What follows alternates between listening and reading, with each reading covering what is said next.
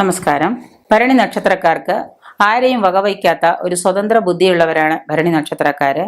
ഏത് പെരുമാറ്റത്തിലും, അതായത് എങ്ങനെയുള്ള പെരുമാറ്റത്തിലും ആജ്ഞാശക്തിയും അധികാര സമചിത്തതയും ഇവർ പ്രകടിപ്പിക്കാറുണ്ട്. എങ്കിലും ഇവർ കുറെയൊക്കെ ശുദ്ധ ഹൃദയരും കൂടിയാണ്.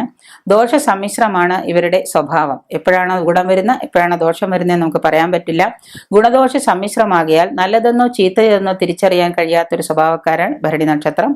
33 വയസ്സ് വരെ ഇവർക്ക് സ്വാതന്ത്ര്യവും ശ്രേയസ്കരവുമായ കാര്യങ്ങൾ ഉണ്ടായിരിക്കില്ല. അതിനുശേഷം ഇവർക്ക് ജീവിതത്തിൽ പല ഉയർച്ചകളും പല മാറ്റങ്ങളും വന്നുവിടുന്ന കാലമാണ്.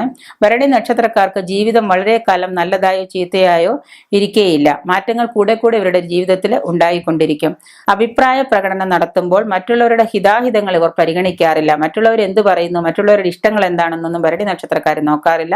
അവരത് അങ്ങനെ തന്നെ പറഞ്ഞുകൊണ്ടിരിക്കും. അതുകൊണ്ട് തന്നെ ഇവരുടെ കൂടെ ബന്ധുത സൃഷ്ടിക്കുന്ന ബന്ധുക്കളും കൂട്ടുകാരും വളരെ അമിതമായിട്ട് ഇവരോട് സംസാരിക്കാറുള്ളൂ. ഇവരെ വിട്ടുപിരിയാൻ താല്പര്യം കാണിക്കാറുണ്ട്. ഒന്നും സഹിക്കാനോ സന്ദർഭത്തിനൊത്ത് പെരുമാറാനുള്ള ഒരു കഴിവ് ഇവർക്കില്ല. ഒരു പ്രത്യേകതയാണ് ഇവരുടെ ഈ സ്വഭാവം.